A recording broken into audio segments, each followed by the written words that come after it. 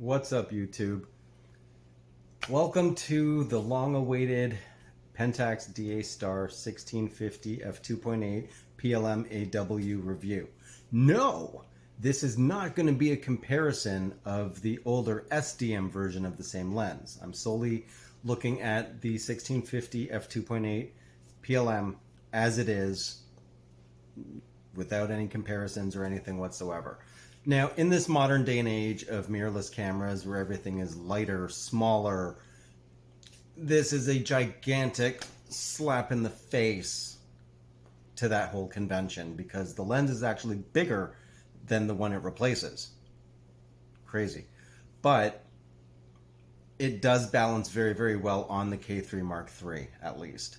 And it is a very well thought out lens. The zoom ring is knurled perfectly. The weight of the ring as it turns is absolutely phenomenal.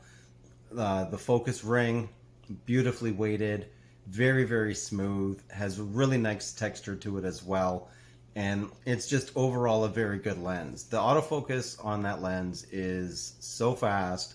I've actually caught myself a couple times double checking because I didn't think it actually moved at all and I thought the focus wasn't working, but it actually did. It is actually that fast. Some of the points I want to go over. I'll get the big elephant out of the room. A lot of people have mentioned, I shouldn't say a lot of people, but a number of people have mentioned that when you're using that lens and you're focusing on something, if you're using the outer focus areas, so you're not using the center area, you're using some of the extreme focus points, the lens doesn't focus very well. It becomes very soft. I did some testing.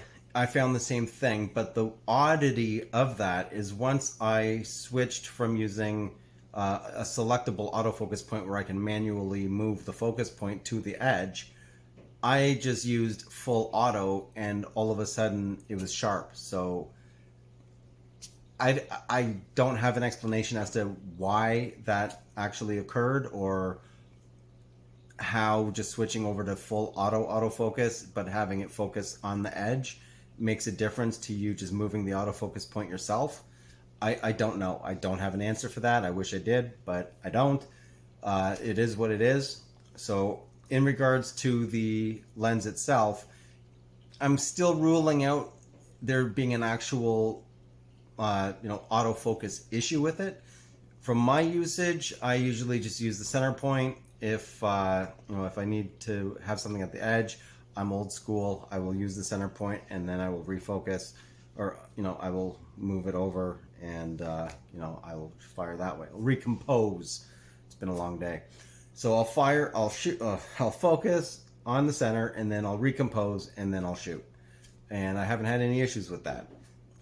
Video automatic full-time autofocus in the K3 Mark III works very, very well.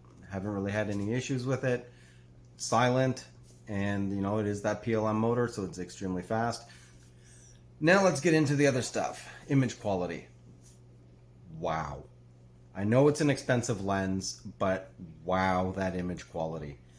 The micro contrast, the sharpness, the color rendition, the way the colors pop, the gradation between varying hues within the colors, the out of focus areas, the bokeh, the smoothness of textures that are out of focus compared to the sharpness and 3D pop from the elements that are in focus.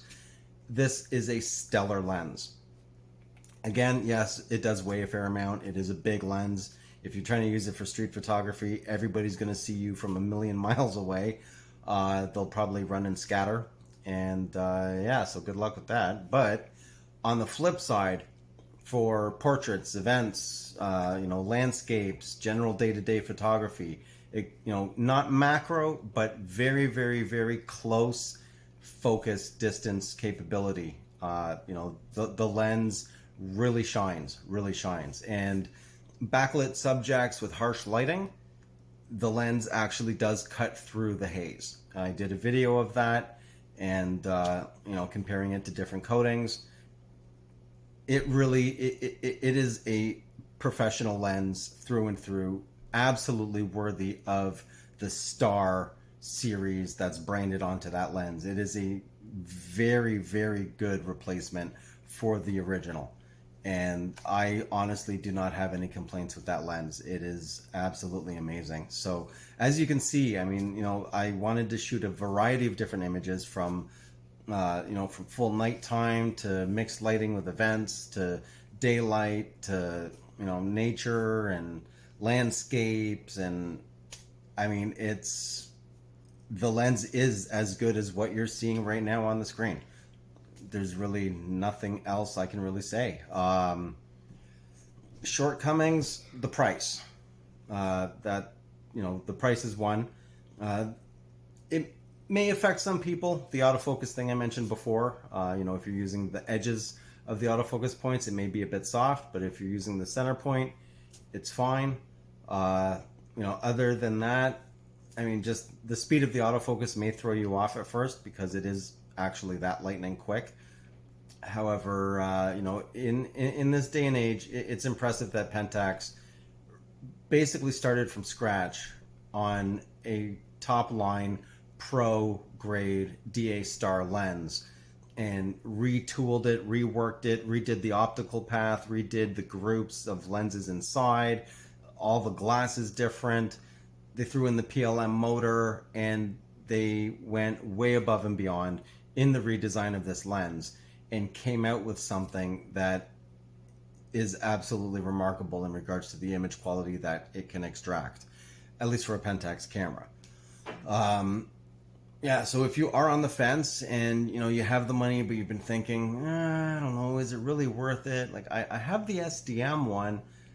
From what I've seen, the image quality improvements alone, it is worth it. But your mileage may vary. People have different financial needs. There may be more important lenses that you feel would be better suited for your hard-earned dollar. For myself, the DA-Star 1650 PLM is a lens I was actually waiting for when the K3 Mark III came out. So that's pretty much it. So thumbs up if you like the video, thumbs down if you don't. And if you have any questions or comments, leave them down below. If you want to support the channel, that info's at the bottom of the description.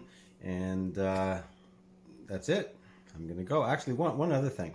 So Pentax just released firmware 1.60 for the K3 Mark III, which includes another round of the fall season update that only works on certain lenses, namely HD limiteds.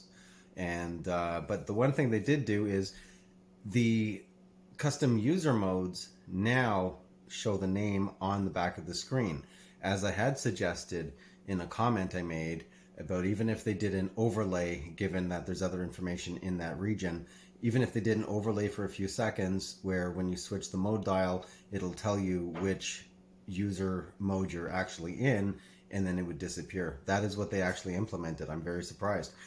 Did I have anything to do with it? I don't know, but it is a suggestion that I did make. When I wrote a letter to them, I made that suggestion as well. And 7 months after I made that video, it finally happened. However it happened, doesn't matter. I guess it's better late than never. Anyway, that's it. I'm going to go. You'll see me in the next video. I'm out.